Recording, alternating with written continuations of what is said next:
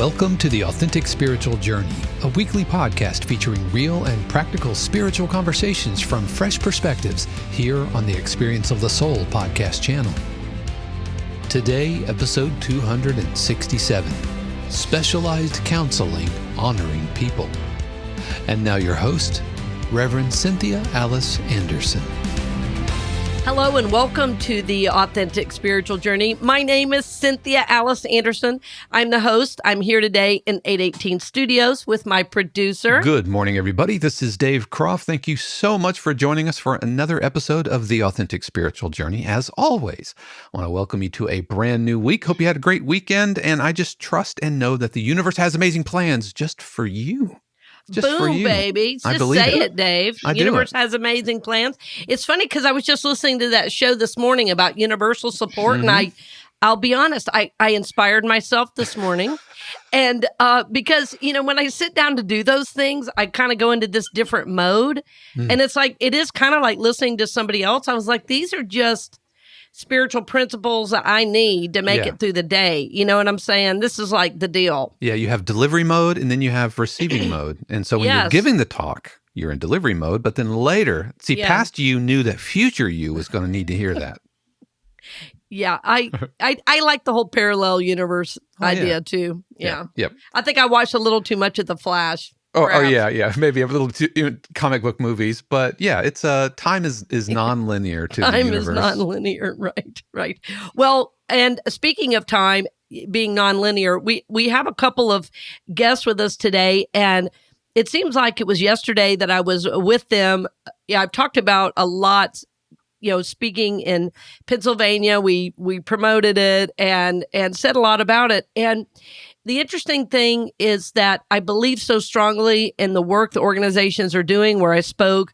I spoke for Abilities Behavioral Health and also for Dignity Inc. And so today we have both the clinical director of Dignity Inc. and the CEO with us. So you two, welcome, Becky and Kelly. Thank you so much for joining us on the show today.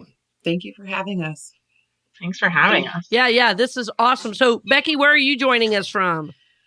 I'm joining you from my basement here we're in Warrior Run, Pennsylvania, which is not too far from Wilkes-Barre. Right. And that's where I spoke when I was there. Right. Yep. Right. Yep. Mm-hmm. And Kelly, what about you? I am joining you from my car in Oliphant, Pennsylvania, which is a little bit north from Scranton. Yeah, nice.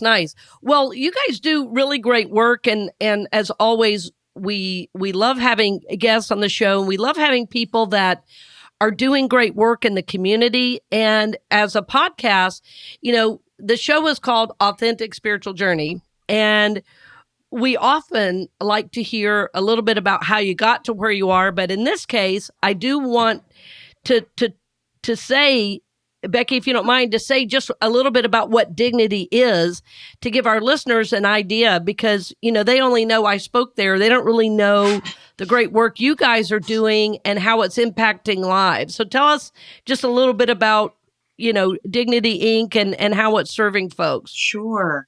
So Dignity Inc., we're a small outpatient counseling center. We were founded technically in 2019. And as we were starting to incorporate, the pandemic happened. So we feel like we're still sort of getting started. I bet. Yeah. And so one of our main missions is to provide therapy and other mental health services to folks in our communities who can't typically afford it. There's a very large gap between the folks who are sort of supported, by medical assistance, and the folks who have adequate private health insurance and can afford therapy, typically. And then there's the folks in that middle, in that gap, who just, are struggling not only financially, but also, of course, at this point in time with post-pandemic depression, anxiety, economic issues, and, and they're sort of falling through a gap right now. So our main goal is to find those people and to help them. I think that's interesting, and that you're saying that. And I had been on your Facebook page recently where it said there was a chart, and it was like the number one reason people don't get mental health counseling is fear of reaching out. Number two reason was financial. Right.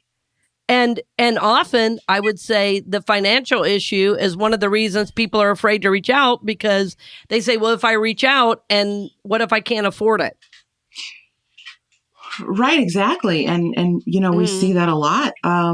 We had someone reach out to us who did have insurance, and their insurance was, the deductible was so high, it was thousands of dollars. So this person who, was expecting to be able to be supported, was put in a position where it just was not possible. And Right. And a lot of the time, it seems as though we sort of hope that therapists will be able to, kind of take that on and, offer sliding scales or those kind of things. And that still only hits a very small amount of the population and can cause additional stressors then for the therapist. So, if we can cover some of that, and we do look to public funding for some of that to provide a cushion. But that way we can also support our therapists and keep them going and keep them energized, and not so much having to worry about shouldering the costs themselves. Oh, yeah, exactly. And, it's one of the few careers where people expect you to charge less based on what people can pay. Right. If you're a business person, you go to the office and you're paid for your time. And mental health counseling is support somebody's entire life. And it is a lot to expect the counselor to adjust all of their rates. And so I love that you guys are trying to meet in the middle, really for both the client and the therapist. And I love your website where it says specialized counseling honoring people. And I feel like it's honoring both sides.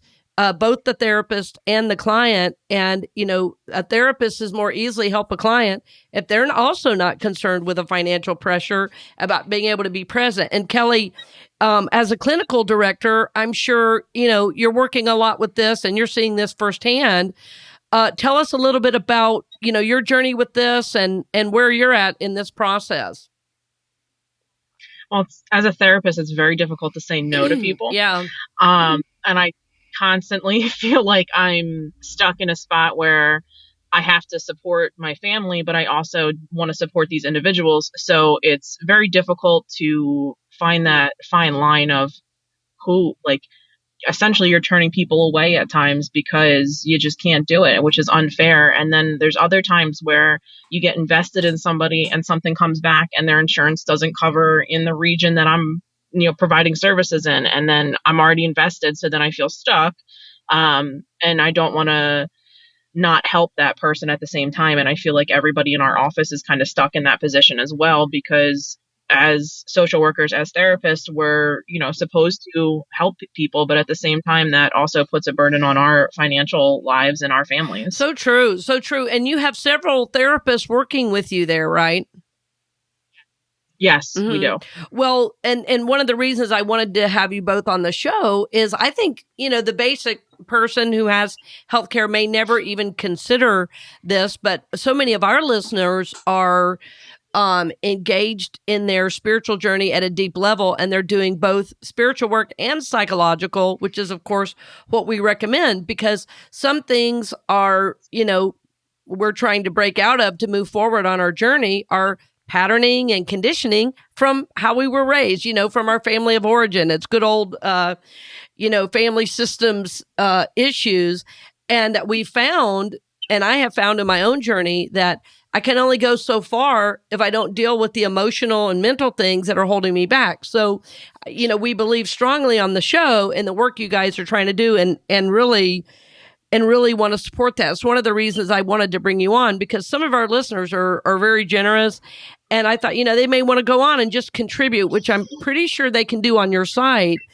And, a large portion of that will go, right to supporting the client getting the therapy they need. That's right, isn't it? At godignity.org. That's right, Becky. That's right. And we have a link for our PayPal right on the Facebook page as well.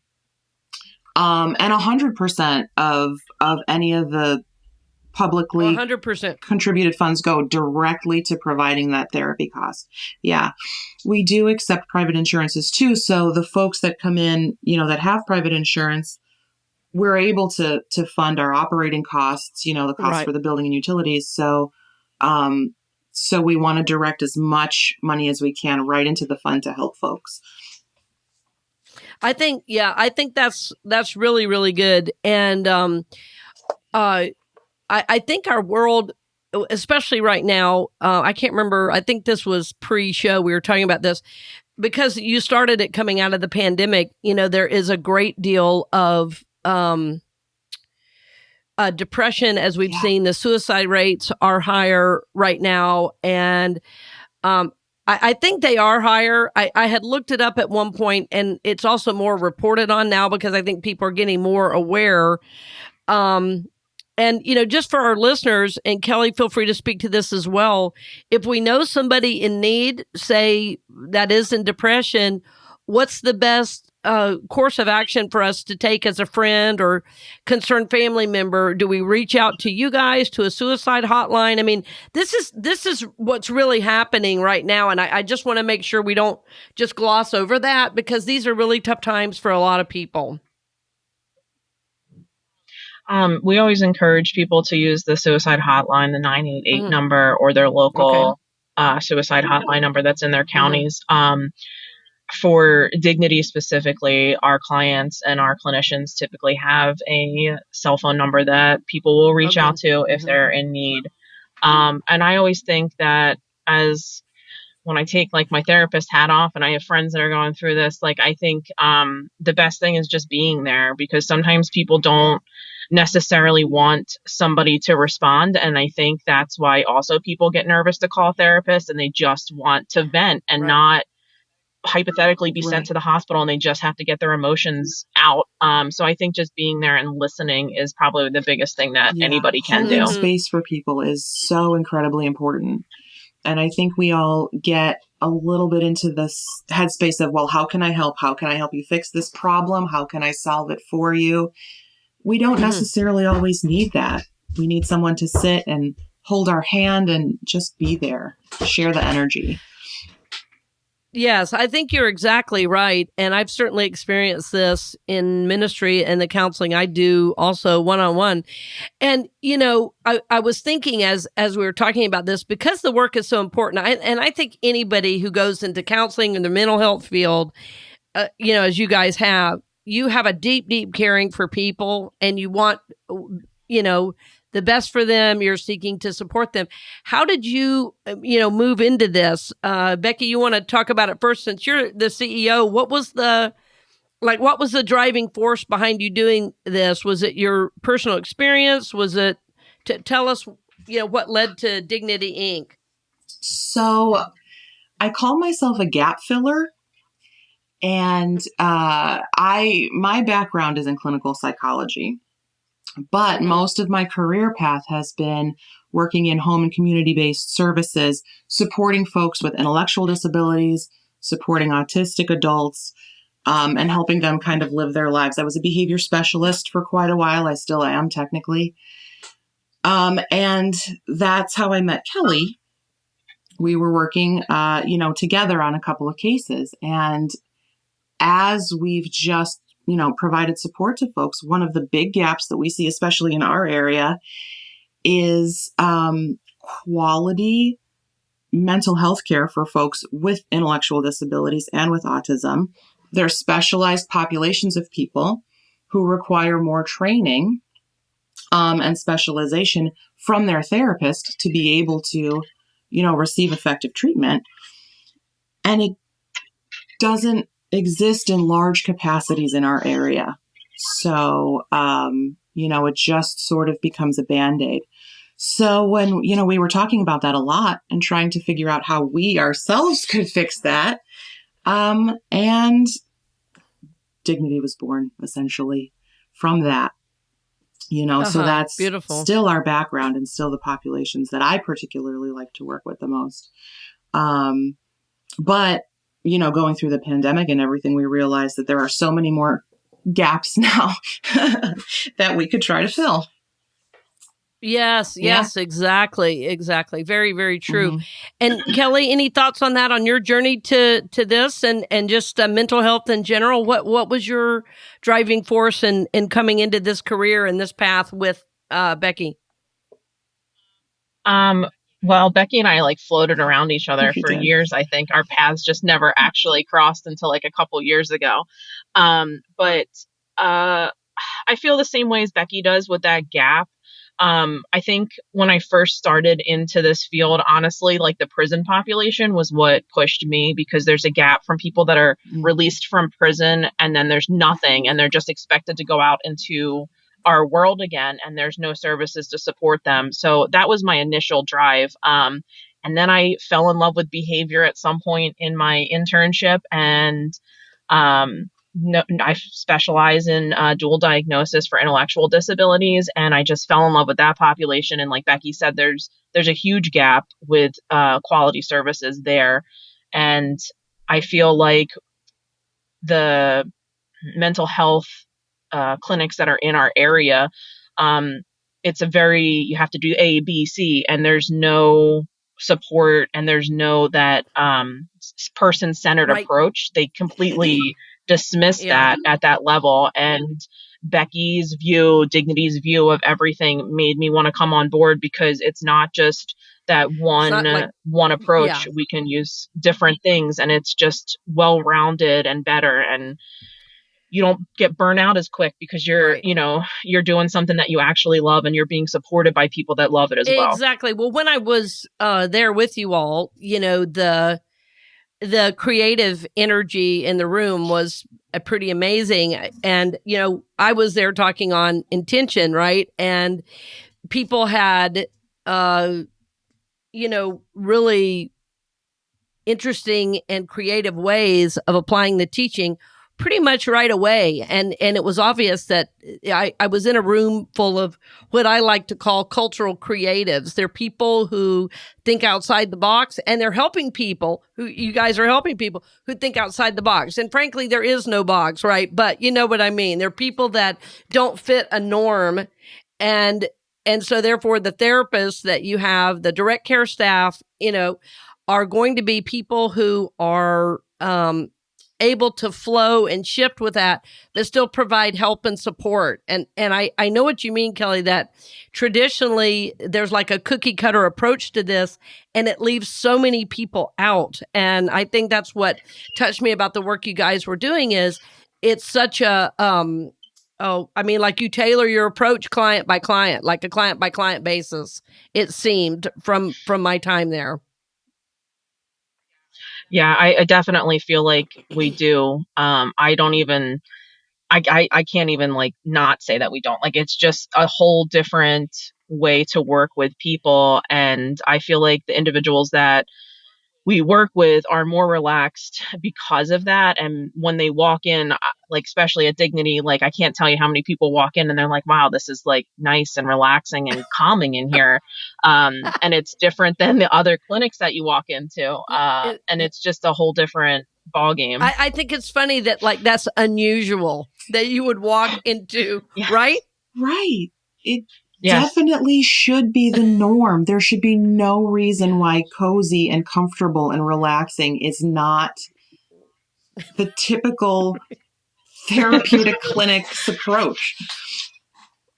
Yes, you're absolutely right. Well, and again, I think it's your own journey that's informing that, because who would want to walk in somewhere where they didn't feel comfortable and welcome? I mean, it's kind of a no-brainer, but so often, the clinical approach is very sterile and removed and medical. Nobody, I don't think, feels necessarily warm and fuzzy when they walk into that environment. And it's interesting that that has traditionally, been the norm.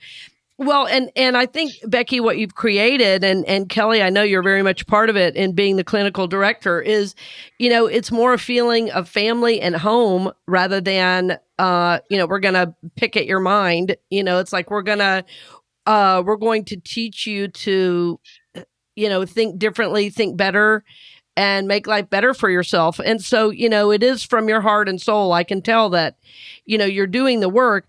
And as both of you were talking, I had the question, how are you taking care of yourselves? Because I know when you're the type to give and give and give, and Becky, I know you a little bit better, of course, than Kelly, but, when you're working with, people that are developmentally challenged or, and they're underinsured or uninsured, you're already helping a population that's basically ignored and underserved. I know if you're doing that, your heart is big and expansive and you're always showing up. So my concern or my hope for you guys is that you're caring for yourselves in all this. So, and I'm saying all this, I want to pause to say, we have listeners all around the country, around the world, and so many of our listeners are helping professionals. They're nurses, they're doctors, I have a friend who listens in Uganda. He and his wife are literally serving like 150 kids, just them. I mean, they're just, so many of our listeners around the world are doing great, great work. And it's like we want to take care of ourselves so we don't forget that we have to take care of ourselves to be able to continue doing the work. So either one of you want to talk a little bit about your self-care and how you, or you're laughing because you're like, what self-care? How do you? No, I definitely am. But I just know that Becky and I constantly are like, we need to do this. We need to do this for ourselves. And then it's just whoop. But for me personally, I am really big into weightlifting, awesome. And that helps me balance. I do that pretty much every morning, which is another reason why I run late every morning as well. But if I don't take the 30 minutes I need for myself, then I definitely feel unbalanced. I also involved in my treatment, I believe that food is a very big cursor to mental health. And I'm very big into what I eat, what goes into my body, and I pay a lot of attention to that. But that also at the same time is a self-care tool for myself because I love to cook, I love to bake. So all those things I throw in to there. And then I also, Dignity definitely supports the clinicians within their self-care, which is included in the rate too for the therapist in their contract to encourage that. So whether it's pedicures, which is another one of mine, and other things like that, it's all there. Cool. Oh yeah, I think that's all really important. And you haven't mentioned it, but you're also a mom of a 3-year-old, right? Yes. Right. So that 4-year-old going on. Yeah, 15. exactly. So in other words, you're very busy. And I think that's really good for our listeners too. It's good for me. I'm a mom. My son is 16 and it's a lot to manage in a given day. And I think sometimes people get the idea that, oh yeah, self-care is for people that have all kinds of time. And really you just make the time, within your day, because it's really a self-worth thing that you remember that you're worth it, and that when you're taking care of yourself, it really fuels the other work and you're able to do the other things you're called to do even better. That's what I think. My exercise I do is jujitsu. I found it about a year ago and I love it. And I think without that, I would be a very different person right now. It really has provided me with a lot of beautiful connections, emotionally, physically. It takes me out of myself. I get lots of correction for what I do, because I'm still in a real learning phase.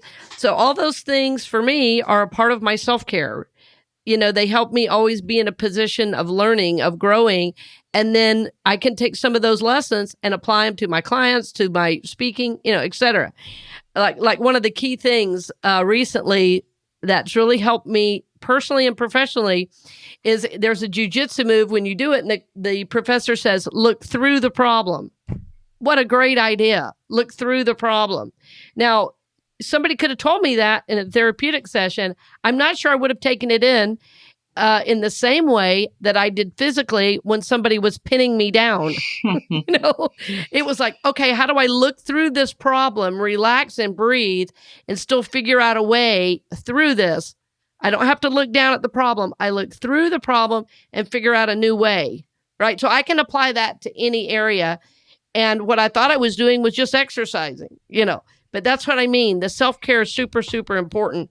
And Becky, what about for you? Anything you would share about your self-care? How you, because it's a journey to self-care, right? It's not like any of us do it perfectly. It's a complete journey. And I feel like there's a lot of learning that goes into it because as helpers, we're all very quick to drop that. That becomes low priority. Right. And sometimes it feels silly to say, no, I need to take a minute to do X, Y, or Z. I need to take this hour to go get a pedicure. It's not luxury. It's not frou-frou. It's self-care. Myself, I'm a creative. So I do painting, I crochet, I do crafty things. Once a year, I pull out my Cricut and do something with like some vinyl. I don't know. But well, yeah. Oh, sorry. Go ahead. I was just going to say, when you were talking about your jujitsu and looking through the problem, it's so amazing to me how really our mental health care is so holistic. It's a part of all of our bodies, part of all of ourselves. So it's not like we can go to therapy and then put our therapy session on a shelf for the next time. Right. It encompasses everything that we do our entire life. So the more that we can support ourselves throughout our journey, the better off we are. And the more that we can help other folks in the community get there too, the better the community is in general, I think that's exactly right. I in my late 20s, I had a physical issue that really led to a more holistic approach to my life. Frankly, I was dying and I didn't know. And Kelly, as you were talking about food, it was actually food related. I didn't realize that I couldn't have wheat. So I had celiac disease and didn't know it. And so I was basically killing myself with what I was eating. And as I, kind of came through that journey to the other side, what happened was like this, a development of myself. It wasn't just about food. It was about listening to my body. Well, what was my body telling me? It was about, learning to put better things in and noticing as I put better things in, I felt better. Well, then that was about the time my spiritual journey took a new turn and I found myself called into ministry, so it was like one thing after another. And it is, as you say, Becky, a holistic approach. And that's our work on the channel. We often say it is holistic.